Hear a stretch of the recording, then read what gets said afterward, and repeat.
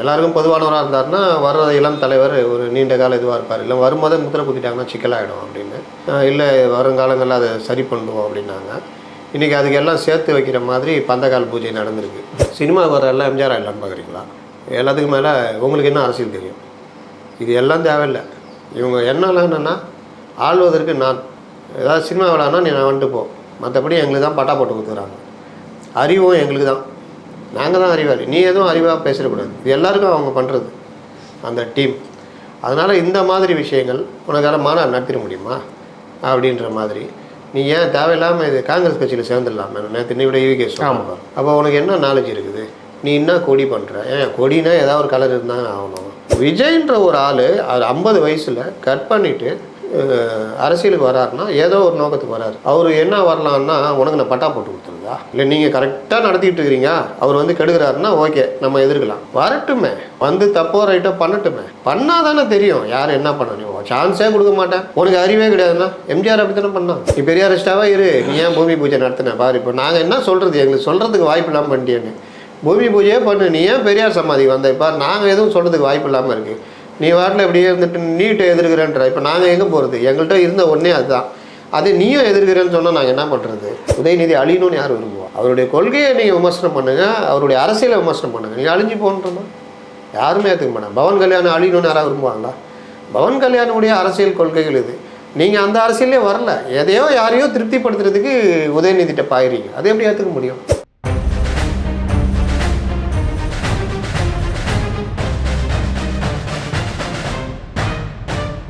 ரெட்ரோலுக்ஸ் நெஞ்சங்களுக்கு வணக்கம். நான் உங்கள் கார்த்திக். இன்றைய பொலிட்டிக்கல் பல்ஸ் நிகழ்ச்சியில் நம்மோடு இணைந்திருப்பவர் மூத்த பத்திரிகையாளர் திரு அப்துல் முத்தலிஃப் அவர்கள். வணக்கம் சார். வணக்கம். எப்படி இருக்கீங்க? நல்லா இருக்கேன். தாவேகா அந்த மாநாடு அதுதான் வந்து பேசு பொருளாக மாறி இருக்கு அப்படின்னு சொல்லலாம். குறிப்பாக எதனாலனா இந்த தாவேகா மாநாட்டோடைய அந்த பந்தக்கால் நடும் விழா விழுப்புரத்திலேயே வந்து அவ்வளோ கூட்டம், விக்கிரவாண்டியில் அவ்வளோ கூட்டம் அப்படின்றது எதிர்பாராத ஒன்றாக தான் வந்து பார்த்துருக்காங்க. என்ன இது பந்தக்கால் நடுற விழா, இதுக்கே இவ்வளோ பெரிய கூட்டமா அப்படின்னு கொஞ்சம் புருவங்களை உயர்த்தியிருக்காங்க. இன்னொரு பக்கம் காலையில் தாவேகா தலைவர் விஜய் அவர்களின் அந்த அறிக்கை, இதுவரைக்கும் அந்த அறிக்கைக்கும் இந்த அறிக்கைக்கும் நிறைய வித்தியாசங்கள் இருக்குது. நிறைய விஷயங்கள் அதில் நம்ம பார்க்க முடியுது. அரசியல் ஆரம்பிச்சிட்டாரோ அப்படின்னு தோன்ற அளவுக்கு அவருடைய அந்த அறிக்கையில் நிறைய வார்த்தைகள்லாம் குறிப்பிட்டிருந்தார். இந்த மாநாடு எப்படி நடக்கணும், இதெல்லாம் நமக்கு தெரியாதுன்னு சொல்கிறாங்க, அரசியல் நமக்கு தெரியாதுன்னு சொல்கிறாங்க, அதெல்லாம் தெரியணும், இதெல்லாம் நமக்கு தெரியுன்றதை அவங்கள்ட்ட காட்டணுன்ற அளவுக்கு ஒரு காட்டமாக அவருக்குள் இருந்த ஒரு கோபத்தை அந்த அறிக்கையில் நம்மளால் கவனிக்க முடிஞ்சது. நீங்கள் எப்படி பார்க்குறீங்க இந்த பந்தக்கால் நடும் விழாவாக இருக்கட்டும், அதுக்கு பிந்தைய விஜயின் அறிக்கை எப்படி பார்க்க? அதாவது ஒரு 3-4 விஷயங்களுக்கு பதில் சொல்கிற மாதிரி இந்த இது அமைஞ்சிருக்குது. முதல் விஷயம் வந்து இவர் விநாயகர் சதுர்த்திக்கு வாழ்த்து சொல்ல அப்படின்னோன்னா இவர் வந்து பாஜக எதிர்க்க ஆரம்பித்தாங்க. திராவிட மாடல் பெரியார் சமாதிக்கு போனோன்னா இன்னும் வலுவாக எதிர்க்க ஆரம்பித்தாங்க. அப்போல்லாம் கூட நம்மலாம் சொன்னது என்ன, இது நீங்கள் எல்லா இதுக்கும் சொல்லுங்கள், அவங்களுக்கு நெருக்கமானவர்கள்ட்ட எதுக்கு இந்த மாதிரி எல்லாருக்கும் பொதுவானவராக இருந்தாருன்னா வர்ற இளம் தலைவர் ஒரு நீண்ட கால இதுவாக இருப்பார். இல்லை வரும்போதே முத்திரை குத்திட்டாங்கன்னா சிக்கலாகிடும் அப்படின்னு. இல்லை வருங்காலங்களில் அதை சரி பண்ணுவோம் அப்படின்னாங்க. இன்றைக்கி அதுக்கு எல்லாம் சேர்த்து வைக்கிற மாதிரி பந்தக்கால் பூஜை நடந்திருக்கு. விஜய் தான் கலந்துக்கல, மற்றபடி இது அது ஒரு இந்து பாரம்பரியம் தானே. ஒரு நல்ல காரியம் நடக்கிறதுக்கு முன்னாடி பந்தக்கால் கவர்மெண்ட்டே பண்ணுது.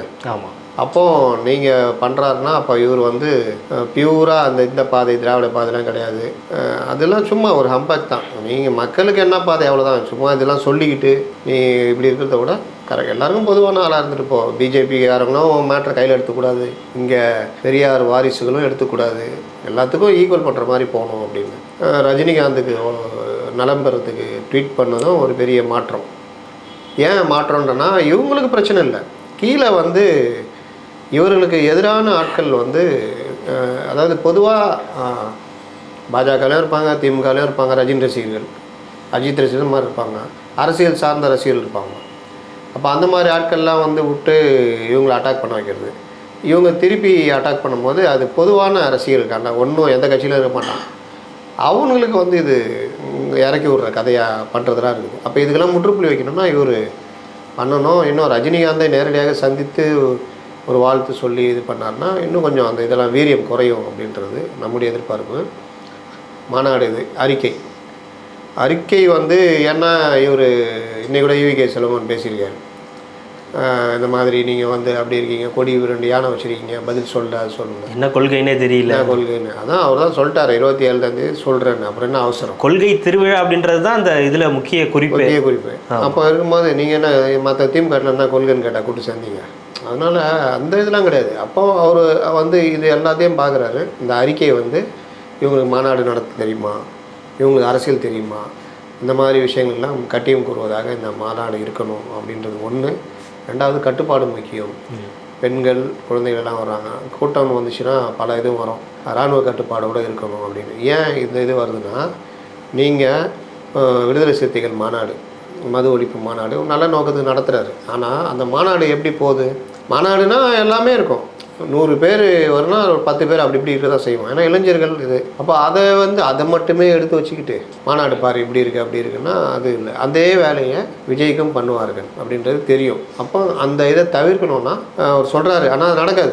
இராணுவ கட்டுப்பாடு அந்த அளவுலாம் வராது. அதில் 10 வரும், அப்படி இப்படி வரதான் செய்யும். இப்போ அதை எடுத்துக்கிட்டு தான் போட்டுக்கிட்டு பெருசாக காட்டுவாங்க. அது எல்லாம் தவிர்க்கிற மாதிரி இந்த அறிக்கை வந்திருக்குது. அது ஒரு நல்ல விஷயம். அவருக்கும் அந்த பாடம் தெரியும்.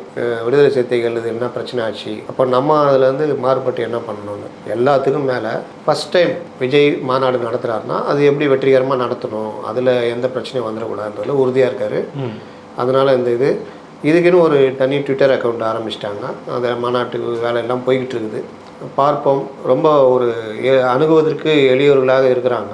இந்த நடைமுறை இருந்தால் நல்லாயிருக்கும். அடுத்தடுத்து போகும். இன்னொரு பக்கம் வந்து இன்றைக்கி அவருடைய படத்துடைய 69வது படத்துடைய பூஜையும் நடந்துச்சு.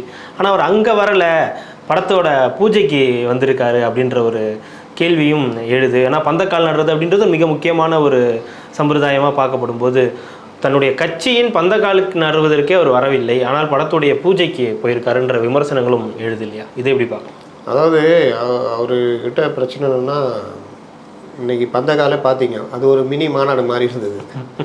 இப்போ அவர் அங்கே போனார்னா அவரை மாநாட்டுக்கு வரமாட்டார். ஃபுல்லாக பிச்சை எடுத்துகிட்டு போயிடுவாங்க. விஜய் கார், விஜய் கைன்னு பிச்சை எடுத்துகிட்டு போயிடுவாங்க. அந்த மாதிரி தான் மாநாட்டுக்கு வரணும்ல. அதான் மாநாட்டுக்கு வரணும். இல்லை, மாநாட்டுக்கு வரும்போது ஆனால் அது ஏற்பாடெலாம் தனியாக இதுவாக இருக்கும், அதுக்கு தனி அது மாதிரி பண்ணுவாங்க.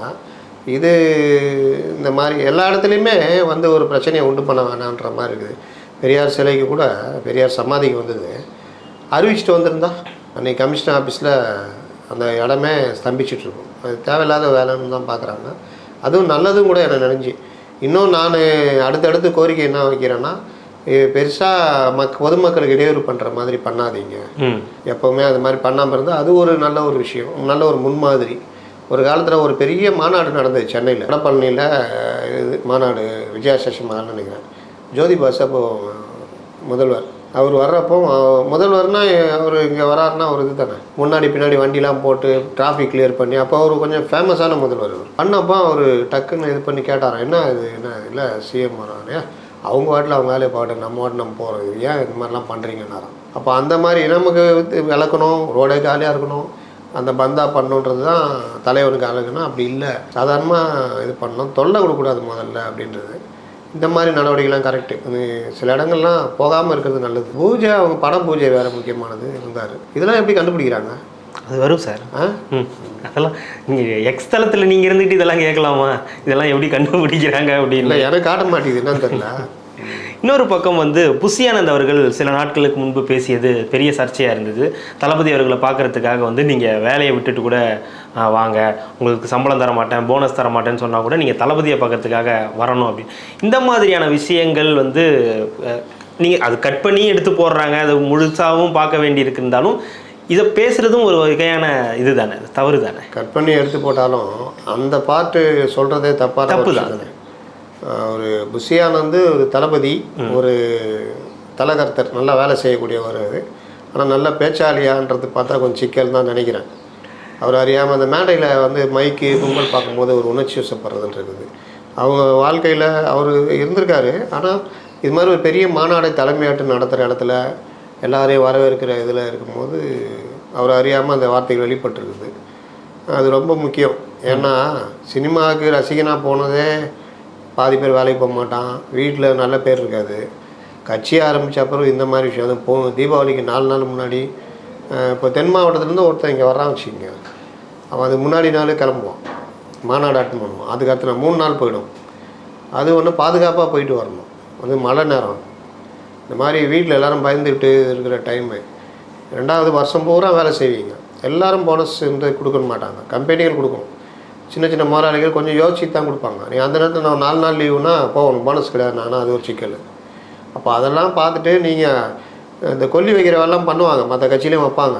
ஆனால் அது வேறு மாதிரி பேசுவாங்க. அடலேறி நமக்கு கடமை தான் முக்கியம், நாம் நம்முடைய பணிகளை காட்டிலும் நம் நாட்டுக்கு செய்ய வேண்டிய சேவை முக்கியம், அந்த வகையில் உன் பணியை நீ பார்க்காமல் நாட்டை கவனிப்பாய் என்று நான் நம்புகிறேன் அப்படி ஓட்டுவாங்க. அதோடைய அர்த்தமாக இதுதான். இந்த நேராக அவர் சொல்லிட்டார் புஷியானது, அது அப்படி ஊர் சுற்றி கித்தி வந்து இது பண்ணுவாங்க. ஆனால் அதெல்லாம் வேணாம் அப்படின்றது தவிர்த்துட்டால் நல்லது. ஏன்னா இது வந்து சமூக வலைதள காலம். இந்த ராம்குமார் போய் விஜய் சிவாஜி கணேசன் பையன், சிவாஜி கணேசன் அத்தனை வருஷம் சேர்த்து வச்ச இதெல்லாம் ஒரே நாளில் முடிச்சு விட்டார். போட்டு எல்போ அடிக்கிறாரு, அடிச்சு தள்ளுறாரு, பொதுவெளி வைரலாகும். நீங்கள் சினிமா நடிகர்லாம் உண்மையில் ரொம்ப பாவம். ஒருத்தன் முடி பூச்சி இழுப்பான், சட்டையை பூச்சி இழுப்பான், கிள்ளி பார்ப்பான். நான் ஏன் தான் போய் சொல்லுவான், நான் வந்து கார்த்திகை கிள்னு தெரியுமா அப்படின்னுவான். இந்த மாதிரிலாம் நடக்கும். அதெல்லாம் சகிச்சுட்டு தான் வரேன். அந்த இடத்துல கோவப்பட்டு இந்த நடிகர் ஜீவா கூட கார் ஆக்சிடென்ட் ஆகிருக்குது, அந்த இடத்துல அவங்க ஃபேமிலியெல்லாம் எடுத்து இது பண்ணிட்டு இருக்கிறார். அங்கே போய் ஒருத்தன் ஏதோ ஒரு கேள்வி கேட்குறான், யோ ஆக்சிடென்ட் ஆகிருக்குதியா நீ என்ன அப்படின்றாப்புல. இன்னொரு இடத்துல ஹேமா கமிட்டி அறிக்கை பற்றி அவர் பதில் சொல்கிறார். சொன்னால் அப்புறம் நோண்டி கேட்குறாங்க, இல்லைங்க சொல்லிட்டேங்கன்னொன்னே நான் சொல்ல மாட்டிங்களா அப்படின்னோடனே எத்தனை தடவை சொன்னால் உடனே எப்படி வெளியில் ஏதாவது சண்டை போட்டார், முறைச்சார். அதாவது ஹேமா கமிட்டிக்கு எதிராக இவர் பேசுகிற மாதிரி ஒரு இது. இப்போ ரொம்ப ஜாக்கிரதையாக இருக்கணுன்றது. கொஞ்சம் ஏமாந்தான் மாற்றி விட்டு போயிடுவாங்க.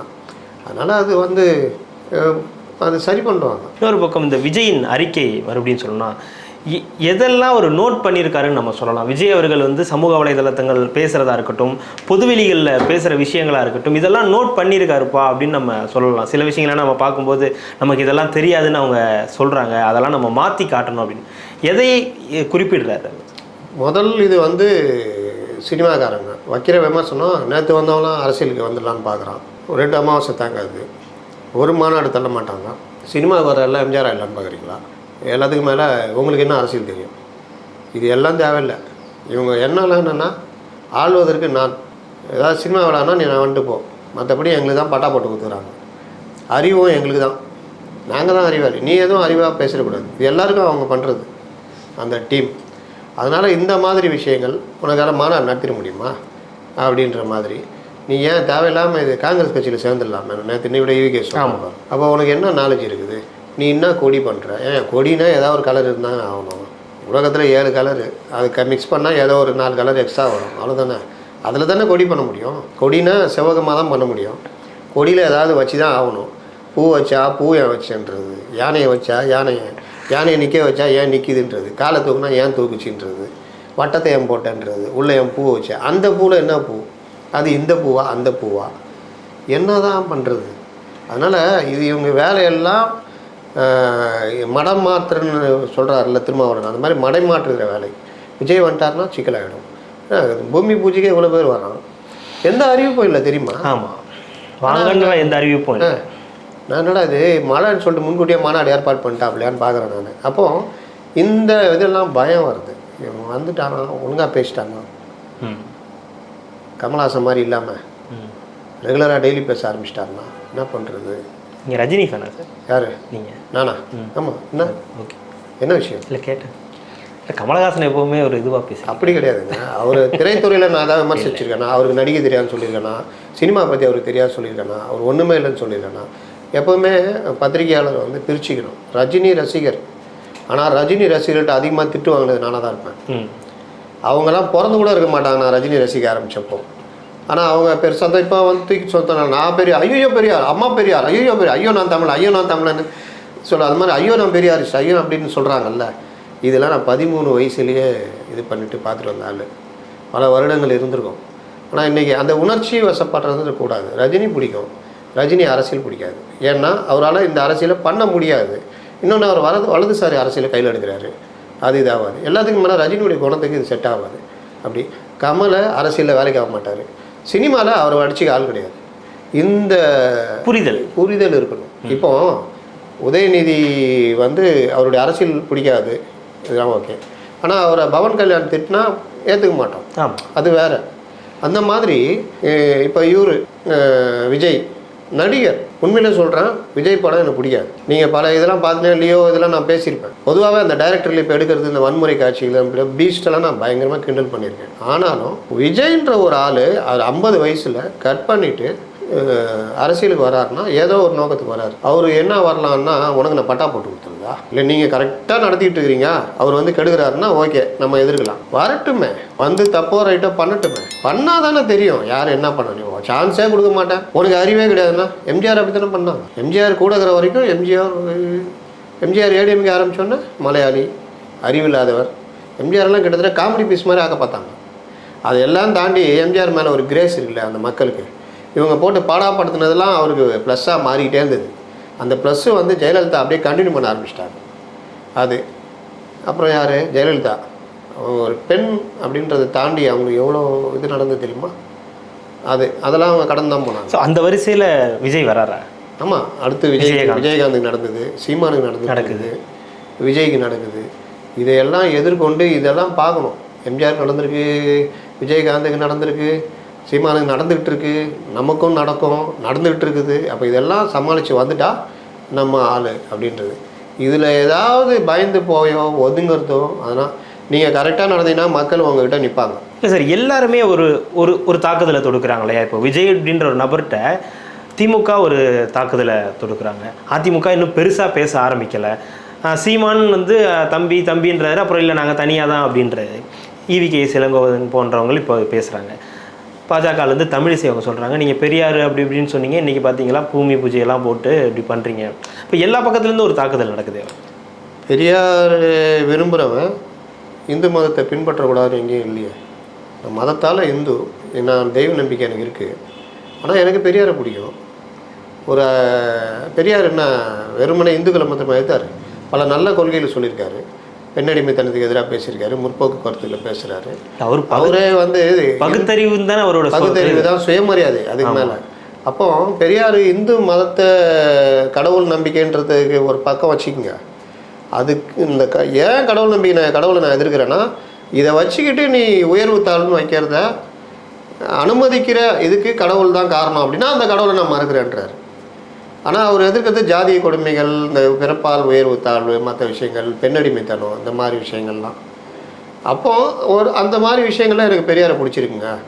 இன்னொன்று, நான் இந்த அரசியலுக்கு வர்றேன் தமிழ்நாட்டில் நான் வரும்பொழுது அம்பேத்கர், பெரியார், அண்ணா, காமராஜர் இவங்கெல்லாம் பொதுவான தலைவர்கள். நான் அவங்கள இது பண்ணும் பொழுது நான் அதை சார்ந்த மக்கள் அதுதான் அதிகமாக விரும்புகிறாங்க. அவங்க என் பக்கம் வருவாங்கல்ல, அப்படி அவர் பார்க்குறாரு. இன்னொன்று, இயற்கையாகவே நம்ம எல்லோரும் ஏதோ ஒரு வகையில் ஆயுத பூஜை பண்ணுவோம். அமாவாசைக்கு இது பூசணியாக உடைப்போம், பூஜை பண்ணுவோம். தீபாவளினா கொண்டாடுவோம், பொங்கல்னா கொண்டாடுவோம், ரம்ஜான்னா போய் நோம்பு கஞ்சி குடிப்போம், பிரியாணி கொடுத்தா சாப்பிடுவோம், கிறிஸ்மஸ்னால் கேக் கொடுத்தா வாங்கி சாப்பிடுவோம், சர்ச்சுக்கு போவோம், நாகூர் தெருக்கா போவோம். இப்படி வாழ்கிறோம் நம்ம. கரெக்டாக? இதில் நீ வந்துட்டு பயம், நீ பெரியாரிஸ்டாவே இரு, நீ ஏன் பூமி பூஜை நடத்தின பாரு. இப்போ நாங்கள் என்ன சொல்கிறது, எங்களுக்கு சொல்கிறதுக்கு வாய்ப்பு இல்லாமல் பண்ணிட்டேன்னு. பூமி பூஜையே பண்ணு, நீ ஏன் பெரியார் சமாதி வந்த? இப்போ நாங்கள் எதுவும் சொல்கிறதுக்கு வாய்ப்பு இல்லாமல் இருக்குது. நீ வாட்டில் இப்படியே இருந்துட்டு நீட்டை எதிர்க்கிறேன்ற. இப்போ நாங்கள் எங்கே போகிறது? எங்கள்கிட்ட இருந்த ஒன்றே அதுதான். அது நீயும் எதிர்க்கிறேன்னு சொன்னால் நாங்கள் என்ன பண்ணுறது? இந்த மாதிரி ஒவ்வொரு விஷயத்துலையும் எல்லாம் இவர் கையில் எடுத்துட்டாருன்னா அதான் பிரச்சனை. இருமொழி கொள்கைன்ற அது ஒன்றை வச்சு தான் நாங்கள் 67லேருந்து ஓட்டின்னு இருக்கிறோம். நீ இன்றைக்கி வந்து நீயே இருமொழி கொள்கைன்னு நாங்கள் என்ன பண்ணுறது? இந்த பிரச்சனைலாம் ஆனால் அதனால தான் விமர்சனம் பண்ணுவாங்க. அதை தாண்டி வேறு என்ன விமர்சனம் பண்ண முடியும்? அறிவில்லை, நடிகனுக்கு அறிவே இருக்காது. நீலாம் என்ன நடத்திடுவோம், நாங்களாம் இங்கே போய் ட்ரைனிங் எடுத்துகிட்டு வந்தோம் தெரியுமா அப்படின்னு கேட்டால் தெரியாது. இதுதான் பிரச்சனை. அப்போ இந்த எல்லாருக்குமே இந்த பயம் இருக்குது. ஈவிகே இளங்கோவனுக்கு என்ன பிரச்சனை? ஈவிகே இளங்கோவன் ஒன்றை மறந்துட்டார். நான் இன்னைக்கு ட்விட்டரில் போட்டிருக்கேன். டிஎம்கே விட்டு எம்ஜிஆர் வெளியேற்றப்பட்ட பிறகு இந்திரா காந்தி போட்ட கணக்கு எம்ஜிஆரை வச்சு டிஎம்கே காலி பண்ணிடலாம். அதுக்கு பிறகு எம்ஜிஆர் இருப்பார், நம்ம இருப்போம். ஆனால் அங்கே எதிரில் இருந்தது யார்? காங்கிரஸ், கலைஞர். சரி, கலைஞர், சாணக்கியன். அப்போ எம்ஜிஆர் கலைஞரும் அவரை நிறுத்திக்கிட்டாரு, எம்ஜிஆரும் இவங்களால இதானாரு. அப்புறம் அவரு இதில் அவர் நின்றுட்டார். அடிப்பட்டது யார்? நீங்கள். அப்புறம் மாறி மாறி இவங்கள்ட்ட போகிற மாதிரி. இதெல்லாம் ஞாபகத்துக்கு வர வேணாவா? இவங்க நீ காங்கிரஸ் வளர்க்குற வழியை விட்டுட்டு நீங்கள் ஆண்டு காலத்துக்கு யார் முதலாக சவாரி செஞ்சீங்கன்னு இவங்களுக்கு ஆதரவாக பேசு, அவங்களுக்கு ஆதரவாக பேசு. திமுக தான் சார் வெற்றி இது கொடுத்துருக்கு அவங்களுக்கு. ஈரோட்டில் அவரை வந்து வெற்றி பெற வச்சிருக்கு இடைத்தேர்தலில். அதுதான் பிரச்சனையே. இதை தான் ஆதவ அர்ஜுன்னு அடிமடியில் கரெக்டாக கை வச்சார். நீங்கள் தாங்க எங்கள் வெற்றி காரணம், நாங்களும் உங்கள் வெற்றி காரணம். நீங்கள் என்னை மதிங்க, நான் உங்களை மதிக்கிறேன். ஹஸ்பண்ட் ஒய்ஃப் இருக்காங்க, நான் வேலைக்கு போயிட்டு வரேன், இது பண்ணுறேன். அந்த காலத்தில் பார்த்துறீங்களா, வேலைக்கு போயிட்டு வந்தேன் அப்படின்னு அந்த மாதிரி ஷூவை கழட்டுவாங்க, சாக்ஸ் கழட்டுவாங்க, அது பண்ணுவாங்க. தண்ணி எடுத்து வச்சுருக்கேன், நீங்கள் வாங்க சாப்பாடு எடுத்து வைக்கிறேன். அதெல்லாம் அந்த காலத்தில் உங்கள் ஒய்ஃப் என்ன பண்ணுறாங்க, வீட்டில் சும்மா தாங்க இருக்கிறாங்க. அந்த காலம்லாம் மாறிச்சா? ராசா, நீ வெளியே வேலை செஞ்சுட்டு வர்ற உங்கள் ஹோம் மேக்கர் வீட்டில் சும்மாவா இருக்கிறாங்க? துணி துவைக்கிறாங்க, பாத்திரம் கழுவுறாங்க, சமையல் செய்கிறாங்க, குழந்தைங்கள பார்த்துக்கிறாங்க, எவ்வளோ வேலை இருக்குது. இதில் வேலைக்கு போகிற பெண்கள்னால் அது இன்னும் எக்ஸ்ட்ரானரி. அப்போது இந்த இது பார்வை மாறிச்சா? ராசா, குடும்பம் நடத்துகிறோம், நீ சம்பாதிக்கிற, நான் வீட்டை பார்த்துக்கிறேன், நான் எல்லா இது நான் அந்த சுமையை தாங்கினால்தான் தான் நீ நிம்மதியாக காலைல அயன் பண்ணி சட்டையை போட்டுன்னு தெம்பாக போயிட்டு வர, சாப்பாடு கட்டுறேன், நீ இல்லாமல் உன் கூட இருக்கிறவங்க சேர்த்து கட்டி கொடுக்குறேன், உட்காந்து சாப்பிட்டு ஊருக்கு அதை பேசிட்டு வர்ற. அப்போது நானும் அது காரணம். இதே தான் கூட்டணிகளுக்கும். நீ ஜெயிச்சிங்க, உங்களால் நான் ஜெயித்தேன், என்னாலே நீங்கள் ஜெயிச்சிங்கன்ற இது இவங்களுக்கு தெரியாத. காங்கிரஸுக்கு தான் பிரச்சனை. ஒருத்தர் சொன்னால பீட்டர் அல்போன்ஸ்னு, கலைஞர் காலத்தில் திமுகவில் சேர்ந்தார், இப்போ வரைக்கும் திமுகவில் தாங்கிறாரு, அவர் வெளியே வரமாட்டேங்கிறாரு. அந்த மாதிரி இந்த கட்சியிலையும் இப்போ விசிகே மற்ற கட்சியிலையும் சிபிஎம் சொல்ல நான் கட்சியை கொண்டு போய் ஜாயின் பண்ணிட்டாங்க. இப்போ தான் கொஞ்சம் அப்படியே யோசிக்கிறாங்க. தேர்தல் நெருங்குது, வருத்தப்பட்டு நீங்கள் கொஞ்சம் வாசிலாம் போட்டிருந்தீங்க. வாசிக்கு தெரியாமல் அனுப்பிச்சுக்கிறாப்புல கேபி வச்சு செஞ்சு விட்டாங்க. செஞ்சு விட்டோன்னா இப்போ என்ன பண்ணுறதுன்னு பார்த்துட்டு இன்றைக்கி காலையில் தான் திடீர்னு கிளம்பி மத்திய அரசு அடிப்போம் அப்படின்ட்டு இன்றைக்கி காலையில் ஏதோ மத்திய அரசை போட்டு அடிச்சிக்கிறாங்க. தலைவரை அடிச்சிட்டேன், அந்த அம்மா தெரியாமல் பேசிட்டாங்க, இதை மனசில் வச்சுக்காதீங்க. அப்போது இந்த மாதிரி விஷயங்கள் வந்து இவங்களுக்கு தெரியும். இதை வந்து ஈவிகேஸும் புரிஞ்சிக்கணும். நாளைக்கு காங்கிரஸு தாவேகா விசிகாலாம் ஒன்றா சேர்ந்தா என்ன பண்ணுவீங்க? அதனால் இவங்கெல்லாம் பார்த்து பேசணும். வரட்டும். நல்லா இல்லைன்னா கமல்ஹாசன், நான் இதுக்கு சொல்லலை, நல்லா இருந்தால்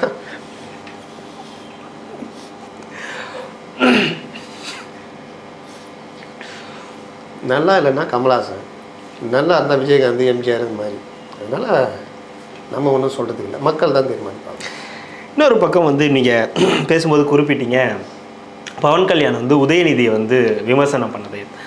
எதனால் இப்போ அவர் பவன் கல்யாண் உதயநிதி அவர்களை விமர்சனம் பண்ணார்? 2 துணை முதலமைச்சர்களுக்குள்ள இப்போ என்ன பிரச்சனை வந்துருக்கு? பவன் கல்யாண் பேசி முடித்த உடனே நான் கூட போட்டு விட்டேன், ட்வீட் போட்டேன். உள்ளே வந்து நம்ம வேலையே இதுதான், யதார்த்தவாதி வெகுஜன விரோதி. சீமானுக்கு ஆதரவாக போட்டோன்னா டிஎம்கேலேருந்து வந்து பிடிச்சி இறங்கி அடிப்பாங்க, விசிகேக்கு ஆதரவாக போட்டால் வேறு யாராவது வந்து அடிப்பாங்க, அதிமுக ஆதரவு போட்டால் டிஎம்கேலேருந்து வந்து அடிப்பாங்க, வேறு ஏதாவது ஒன்று போட்டால் அதிமுகவில் ஒன்றுமே புரியல ஏண்டான்னு அவங்க வந்து ஒரு பக்கம் அடிக்கிறாங்க. எதுவுமே போடலன்னா ஏன் எதுவும் போடலன்னு அடிக்கிறாங்க. பவன் கல்யாணுக்கு இவர் என்ன நீ எப்படியா கேட்கலாம் அப்படின்னு போட்டால் மேலே ஃபுல்லாக வந்து எல்லோரும் போட்டு வலதுசாரிகள் அடிக்கிறாங்க. மொத்தத்தில் ஊர் ஃபுல்லாக அடி வாங்கிட்டு இருக்குது. நானாக தான் இருக்கிறேன். பரவாயில்ல, நம்ம வந்து கருத்தை சொல்லிட்டு போகிறோம், யாருக்கும் ஆதரவு இல்லைன்னு முடிஞ்சு போச்சு. பவன் கல்யாணை பற்றி இன்றைக்கி ராஜீவ்காந்தி கொஞ்சம் கொச்சையாக போட்டிருக்காரு. ஆனால் அந்த கருத்து கரெக்டு. என்ன பிரச்சனைனா, அவர் எந்த காலத்துலேயும் ஒரு நிலையான இதுவே இருந்ததில்லை, தட்டால் புட்டான்னு இதாக பண்ணிக்கிட்டு இருப்பார். சரி, ஏதோ ஒன்று அப்படியே நின்று ஒரு சந்திரபாபு நாயுடு கூட சேர்ந்து ஒரு இயக்கம் நடத்தி அங்கே இருக்கிற ஒரு மக்கள் எதிர்ப்பை கடுமையாக சந்தித்த ஜெகன்மோகன் ரெட்டியை தோக்கடிச்சிட்டாரு. சந்திரபாபு நாயுடு ரொம்ப நாகரிகமாக இவருக்கு கூட்டணி துணை முதல்வர் கொடுத்து கூட்டணியாக வச்சுக்கிட்டாரு. மத்தியிலையும் அமைச்சராக இருக்காங்க. ஓகே, பவன் இந்த லட்டு மேட்டரில் சுப்ரீம் கோர்ட்டு கேட்டது, நம்ம கேட்கல. லட்டு மேட்டரில் பிரச்சனை வருதுங்க, நீங்கள் இதுக்கு தனியாக நீங்கள் தான் முதலமைச்சர், எதிர்கட்சி தலைவராக இருந்தால் கூட நீங்கள் பொது வெளியில் கொண்டு வந்துருக்கலாம். நீங்கள் வந்து அதுக்கான விசாரணை இதெல்லாம் பண்ணிவிட்டு இது பண்ணணும். பக்தர்களுடைய உணர்வு சம்மந்தப்பட்ட விஷயம் தடாலாக தூக்கி மேலே பொது வெளியில் நீங்கள் எப்படி போடுவீங்க அப்படின்ட்டு நாங்கள் ஒரு கமிட்டி போடுறோம் விசாரிக்கணுன்ட்டு. இன்றைக்கி தான் கமிட்டி போட்டிருக்காங்க. 2 சிபிஐ அதிகாரிகள், 2 லோக்கல் போலீஸு, 2 உணவு பாதுகாப்பு அதிகாரிகள் 2 பேரும் போட்டிருக்காங்க. இது ஒரு பார்ட்டு. இதில் இவர் பவன் கல்யாண் உண்மையிலேயே அந்த இது கலந்துருக்காங்க, அதெல்லாம் பண்ணியிருந்தா நீ அந்த தேவஸ்தான ஊழியர்கள் மேலே யார் யார் இதுக்கெல்லாம் காரணமோ அவங்க மேலே நடவடிக்கைகள்லாம் பண்ணணும். இவர் இந்த சினிமாக்காராச்சே 10 நாள் விரதம்ன்ட்டு படிக்கட்டு ஏறுறது பண்ணுறது, அதெல்லாம் சரி, அது உங்கள் பாணி, அதெல்லாம் யாரும் இது பண்ணல. இவருக்கு என்ன பிரச்சனை வந்திருக்குமோ தெரில. பிஜேபி நம்ம மேலே கோச்சிக்கினாங்களா அந்த மாதிரி ஒரு மாதிரி பண்ணிட்டோமேன்ட்டு. அப்போ பிஜேபி மனம் குளிர மாதிரினா அட்ரா அப்படின்ட்டு அங்கே ஒன்றுமே இல்லை போல. சப்ஜெக்ட்டு பெருசாக பேக் ஃபயர் ஆகிடுச்சுல அந்த மேட்ரு. ஏறினார், இந்த படிக்கட்டெலாம் ஏறினார், எல்லாம் ஓகே. ஆனால் இல்லை அதுவே பெரிய பிரச்சனையாக போச்சு. லட்டு மேட்டரும் பேக் ஃபயர் ஆகிடுச்சு. இவங்க நினச்சது ஜெகன்மோகன் இதாகனு, அது பார்த்தா வேறு மாதிரி ஆகிடுச்சு. என்னடா பண்ணுறது, சரி விடு, டக்குன்னு சனாதனம் பற்றி இதுன்னு. சனாதனம் தான் அந்த நாள் பேசினார், நமக்கே அதில் உடன்பாடு இல்லை. ஏன்னா சனாதனம் பற்றி திருமாவளவன் பேசுறதுக்கும் உதயநிதி பேசுறதுக்குமே வித்தியாசம் இருக்குது. நான் பல இதில் சொல்லியிருக்கேன், சனாதனம் என்பது நீங்கள் நினைக்கிற மாதிரி ஒரே இது கிடையாது. சனாதனத்தில் 3 வகை இருக்குன்றாங்க. அதில் ஒன்று வர்ணம், இவர் பேசின அந்த ஜாதி பிரிவு. இன்னொன்று இந்து தர்மமாக பார்க்குறாங்க. நீங்கள் கொஞ்சம் இங்கே தமிழ்நாடு வச்சுக்கிட்டு பேசக்கூடாது. தமிழ்நாட்டை தாண்டிட்டிங்கன்னா அது இந்து தர்மம். அது வந்து நம்முடைய வாழ்வியல் மாதிரி பார்க்குறாங்க சனாதனத்தை. அதை தான் கவர்னர் அடிக்கடி பேசுவார். அவரை போயிட்டு என்ன சொல்லுவாங்க, அவர் இந்த இதுக்கெல்லாம் ஜாதி மதம் இதெல்லாம் பிடிக்கிறாங்க. எனக்கு பர்சனலாக சொல்கிறேன், கவர்னர் ஜாதி மதம் இந்த மாதிரி விஷயங்களுக்கான ஆள் கிடையாது. அவர் அந்த மாதிரி பார்த்தது கிடையாது. அவர் அங்கே உள்ள ஒரு பள்ளிவாசல் கூட இருக்குது. அந்த கொரோனா அதை முடிஞ்சோடனே அவர் திறந்து விட்டுட்டார். அப்போ அவர் மேலே வேறு அவர் புரியாமையே அவரை பற்றிலாம் போட்டாங்க. அவர் அந்த மாதிரி ஆளே கிடையாது. இஸ்லாமியர்களை கூப்பிட்டு கூட்டம் நடத்திருக்காரு, கிறிஸ்துவ மிஷினரிகளை கூப்பிட்டு கூட்டம் நடத்திருக்காரு, வெளிப்படையான ஆள். இன்னொன்று இந்த ஜாதி இதெல்லாம் பார்க்குறதில்ல. அவரு சொல்கிற சனாதனன்றது வாழ்வியல் இருக்குது, இந்து தர்மன்றது. இவர் இங்கே நீங்கள் நான் என்ன சொல்கிறேன், நீங்கள் பேசுங்க, அதில் இருக்கிற சனாதனத்தில் இருக்கிற அந்த வர்ணாசிரியத்தை நாங்கள் எதிர்க்கிறோம். பெரியாரும் அதை தான் சொன்னார், எங்கள் கட்சியும் அதுதான், நாங்கள் அதில் உறுதியாக இருக்கிறோம், பிறப்பால் உயர்வு தாழ்வு நாங்கள் எந்த காலத்தையும் ஏற்றுக்க மாட்டோம், இப்படிலாம் பேசுங்க, அது நல்லது. இதை நம்ம பல தடவை அவருக்கே சொல்லியிருக்கிறோம். ஆனால் அவர் அங்கே போனவுடனே யாரோ சொன்னதில் உணர்ச்சி வசப்பட்டு இந்த கொரோனா கிருமி, டெங்கு, மலேரியான்னு பேசிட்டார். அது பேசுறதுன்றது சிக்கலை கொண்டு போய் விடும். அதோடைய விளைவு என்னாச்சு, ராஜஸ்தான் மத்திய பிரதேஷ் தேர்தல் வச்சு செஞ்சு விட்டாங்க. காங்கிரஸுக்கு பெரிய அடி. ஆமாம், கோர்ட்டில் வழக்கு போட்டாங்க. கோர்ட்டும் அதை பெருசாக நீங்கள் வந்து சாதாரண ஆள் இல்லைங்க, நீங்கள் எந்த இடத்துல இருக்கீங்க, அப்போ நீங்கள் வார்த்தையை பார்த்தா பேசணுன்னு கோர்ட்டு கண்டிச்சுட்டு அந்த 5-6 இதில் வழக்கு இருக்குது. அவர் வழக்கை சந்திச்சுக்கிட்டு இருக்கார். வழக்கை சந்திக்கிறாரு, அதுக்குரிய இதை என்னென்னு அவர் பார்த்துக்க போகிறார். கரெக்டாக உனக்குன்னு திடீர்னு வந்துட்டு அழிஞ்சு போவ அதுன்னா அவரை விமர்சிங்க.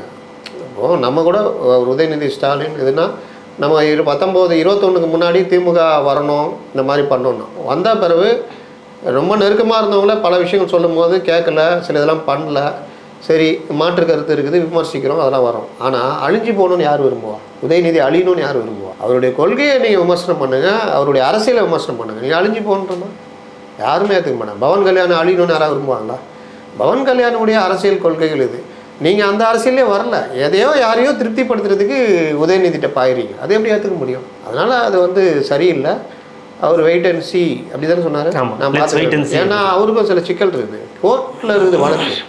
நாளைக்கு இவர் ஏதாவது அதில் வாங்கி விட்டார்னா அதை கொண்டு போய் இந்த பாருங்க அந்த மாதிரி பொதுவெளியில் பேசிக்காரணும். ஏன்னா மினிஸ்டர் இப்போ துணை முதல்வர் வேறு. அதனால் ஜாக்கிரதையாக கையாள வேண்டிய விஷயம். இதில் பவன் கல்யாணுடைய அந்த இதை வந்து நம்ம ஏற்றுக்க முடியாது. கண்டிப்பாக சார். விஜய் அவர்களுடைய மாநாடாக இருக்கட்டும், அவருடைய அறிக்கை, பவன் கல்யாண் வெர்சஸ் உதயநிதி, இது எல்லாத்தையும் பற்றி நிறைய தகவல்கள் பகிர்ந்தமைக்கு ரெட்ரோலுக்கின் சார்பாக மிக்க நன்றி.